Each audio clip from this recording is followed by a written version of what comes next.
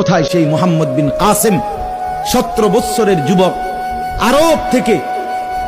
আরব জাহান থেকে আসছে ভারতে, সিন্ধু প্রদেশে দেবল রাজার এলাকায় একজন বোনকে একজন ডাকাত জলদস্যু, একজন পানির ডাকাত জলদস্যু তৎকালীন জামানায়